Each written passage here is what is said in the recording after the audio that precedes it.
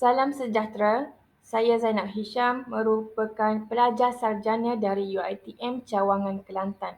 Saya akan membentangkan kertas kajian saya yang bertajuk Kebersihan Fizikal dan Spiritual pada Perspektif Islam, Hubungan dan Keberkesanan terhadap Kesihatan dalam Mencegah Wabak COVID-19. Saya mula dengan pengenalan iaitu berkenaan dengan wabak coronavirus. Tahun ini adalah merupakan tahun kedua rakyat dunia mendepani era norma baharu termasuk Malaysia sendiri. Ini adalah disebabkan penularan suatu virus iaitu coronavirus 2019. COVID-19 adalah merupakan satu penyakit berjangkit yang disebabkan oleh SARS-CoV-2. Ia telah menyebabkan ramai orang terlibat dengan masalah kesihatan, seterusnya membawa kepada kematian.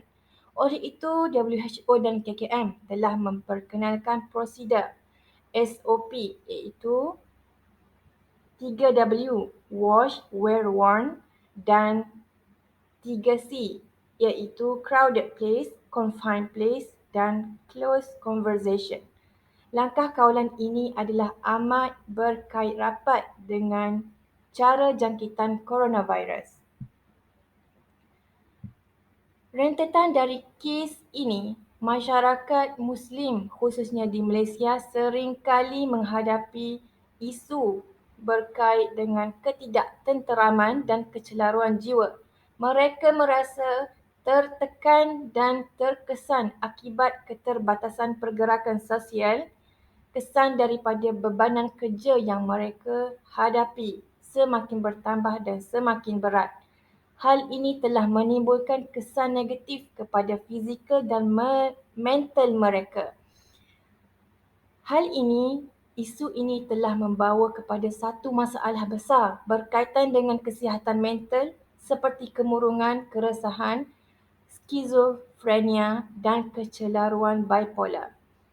Oleh itu, Islam mendatangkan satu kaedah dan bimbingan penyelesaian kepada masalah ini.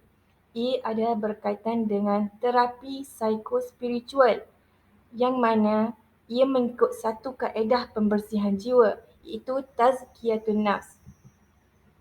Saya datangkan peta minda secara ringkas berkaitan dengan sorotan literatur kajian ini. Yang pertama, saya menyentuh berkenaan kebersihan menurut fiqh Islam. Yang kedua adalah kebersihan jasmani dalam membendung penularan COVID-19. Ia ada berkaitan dengan amalan pembersihan jiwa. Saya tekankan berkenaan dengan pembersihan tangan, gigi, mulut, badan dan anggota badan.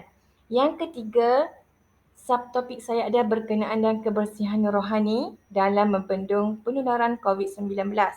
Saya bahagikan kepada dua kategori iaitu konsep tazkiyatun nafs sendiri, kemudian amalan penyucian jiwa.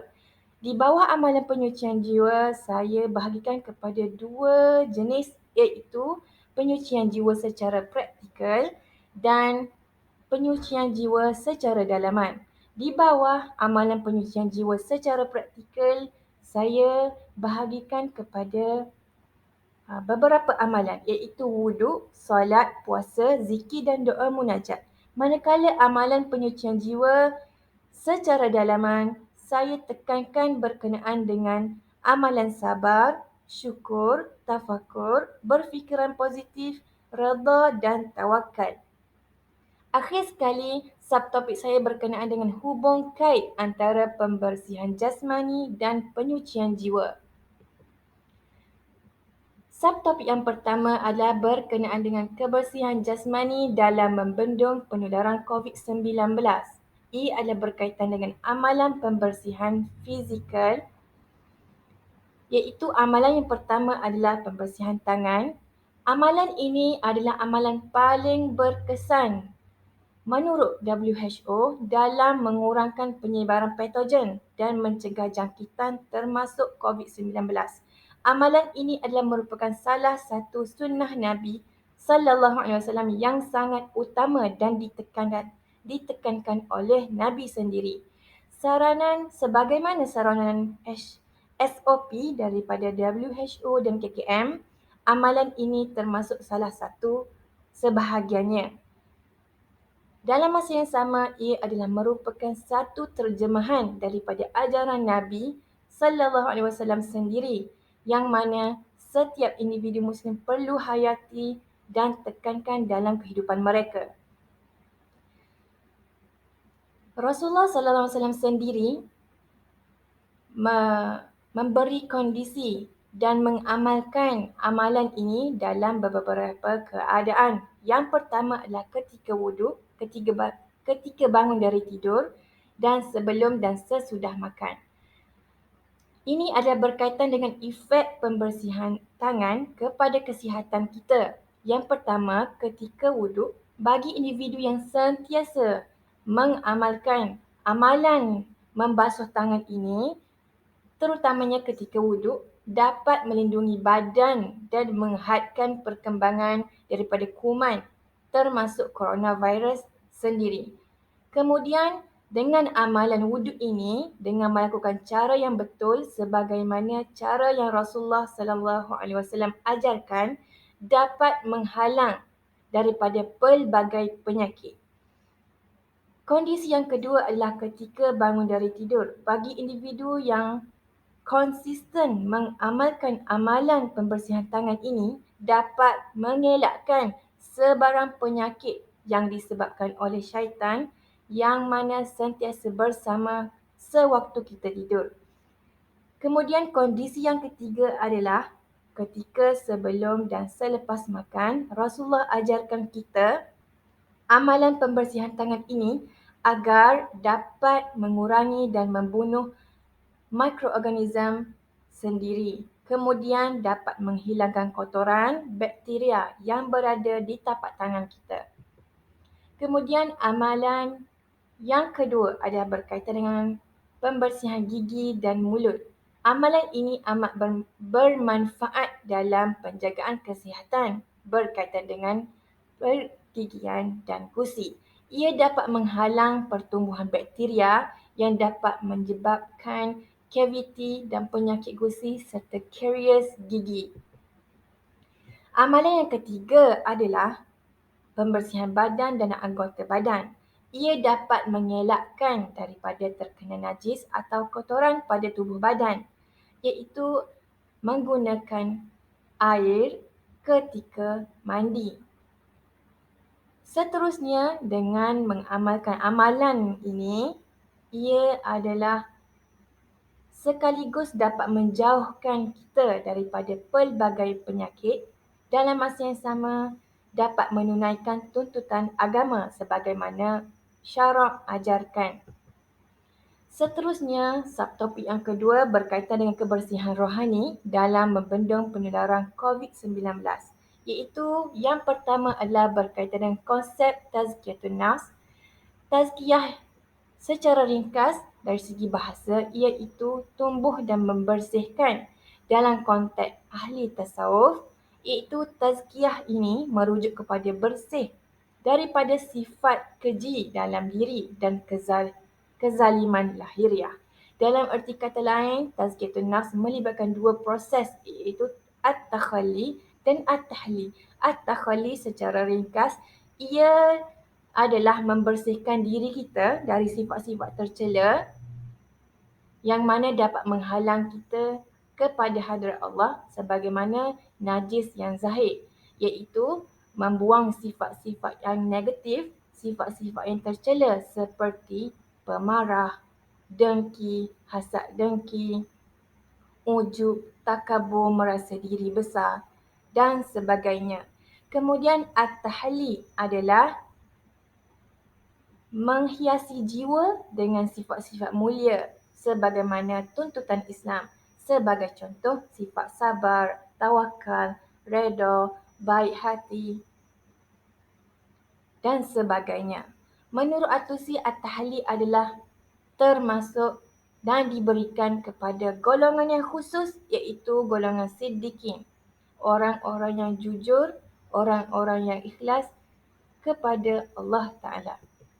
Baik, kemudian saya Ikutkan kepada amalan penyucian rohani, iaitu terbahagi kepada dua jenis, iaitu secara praktikal dan secara dalaman.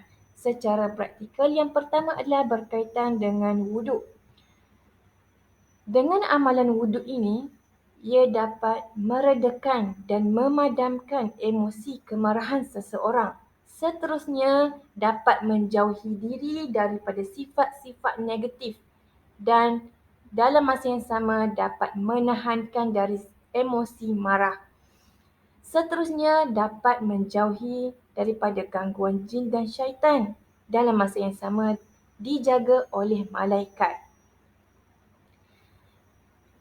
Kemudian, amalan wuduk ini, orang yang konsisten mengamalkan amalan mulia ini dapat menghindari daripada panahan ain, iaitu pandangan jahat, serta malaikat sentiasa merahmati dan sentiasa dalam ampunan Allah. Maka dalam konteks pencegahan wabak COVID ini, Muslim yang sentiasa konsisten mempraktikkan amalan ini dapat memastikan diri mereka terhindar dari pelbagai penyakit, pelbagai perkara yang tidak diingini, termasuk virus COVID-19 ini. Kemudian, amalan penyucian rohani secara praktikal, iaitu amalan yang kedua, iaitu solat. Menurut Anas, bahawa solat ini dapat berperanan sebagai penyucian dan kesihatan jiwa dengan syarat khusyuk dan melakukan solat dengan sempurna. Dengan itu dapat mencegah seseorang dan menyucikan jiwa seseorang.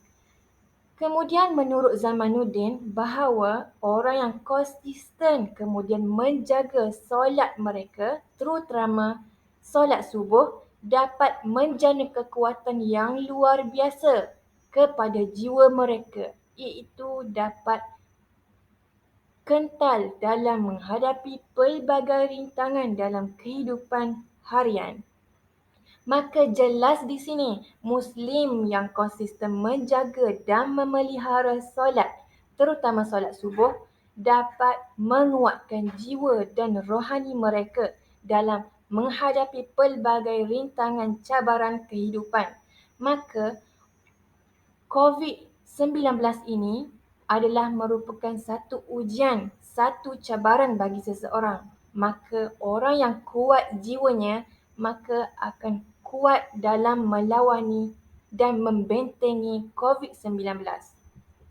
Kemudian amalan penyucian rohani yang ketiga adalah puasa. Terdapat banyak bukti kajian menunjukkan puasa memberi kesan positif terhadap kesihatan dalam masa dapat menguatkan rohani. Menurut Matt Pardon, seorang doktor yang mengkaji kesan puasa terhadap kesihatan, mengatakan bahawa dengan puasa ini menahan segala makan minuman, ia dapat mengelakkan pelbagai racun dan toksik dalam badan. Sebagaimana hadis yang diriwayatkan Muslim, kata Rasulullah sallallahu alaihi wasallam, perut adalah rumah penyakit dan makanan itu punca segala penyakit. Maka terbukti dari segi kesihatan bahawa orang yang konsisten mengamalkan amalan puasa dapat mengelakkan pelbagai penyakit yang berkaitan dengan perut. Seterusnya, menurut Alexis Carrel, menurut karangannya, bukunya berkaitan dengan Man the Unknown, iaitu makanan ini banyak bahannya dapat melemahkan fungsi organ dan dalam masa yang sama merupakan faktor besar pelbagai jenis virus bersarang dalam tubuh badan. Menurut pernyataannya juga, semua organ tubuh mengeluarkan zat khususnya untuk mempertahankan keseimbangan dalaman. Kemudian dari segi rohani, juga puasa ini menjadi benteng dan perisai kepada individu Muslim dalam kekuatan rohani. Kemudian saya pergi kepada amalan zikir dan doa munajat adalah berkenaan orang yang konsisten zikir dan doa ini sebagaimana Rasulullah pernah ajarkan, iaitu zikir Bismillahilladzi la yadurru ma'asmihi syai'un fil ardi wala fis sama'i wa huwas sami'ul alim. Iaitu orang yang konsisten mengamalkan zikir ini dapat mengelakkan segala mudarat, segala bahaya yang ada di bumi dan juga di langit. Maka tidak ada apa pun yang dapat membahayakannya dan memudaratkannya. Maka pentingnya seorang Muslim meyakini bahawa zikir yang dilantunkan, yang didoakan serta diajarkan oleh Nabi ini merupakan satu hikmah dan mengandungi kelebihan yang besar dalam kehidupan seorang Muslim. Nabi ajarkan doa ini diamalkan pada setiap pagi. Kemudian berkenaan dengan amalan pencucian rohani secara dalaman, iaitu ada 4. Yang pertama adalah sabar dan syukur.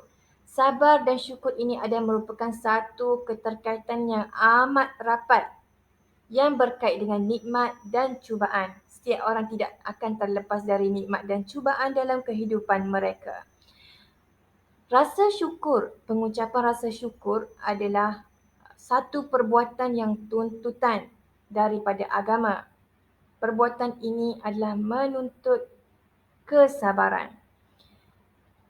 Sabar pula terbagi kepada 3 jenis, iaitu sabar dalam ketaatan, kemudian sabar dalam menghadapi ujian, kemudian sabar ketika melakukan sesuatu.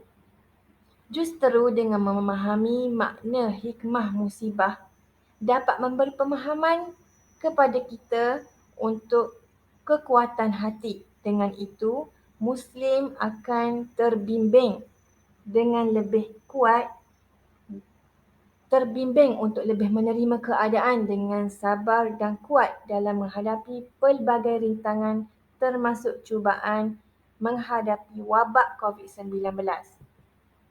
Yang kedua adalah tafakur dan berfikiran positif. Dalam ujian musibah pandemik ini, iaitu berkaitan dengan COVID-19, adalah merupakan satu cubaan, satu ujian yang Allah datangkan. Lalu individu yang menghadapi kesukaran ujian ini perlulah berhusnuzon, iaitu bersangka baik dengan Allah bahawa Allah mengirimkan musibah COVID ini pasti terdapat hal-hal positif yang dapat kita petik hikmahnya. Sebagai contoh, individu yang menghadapi ujian sakit COVID-19 ini akan sebagaimana janji Rasulullah kepada mukmin, Muslim yang beriman adalah ujian sakit itu dapat mengampuni dosa dan sentiasa di dalam rahmat Allah. Maka dengan meyakini segala sesuatu yang Allah cipta, sama ada baik maupun buruk, bahaya maupun tidak, pasti memiliki manfaat buat kita. Pasti ada hikmahnya.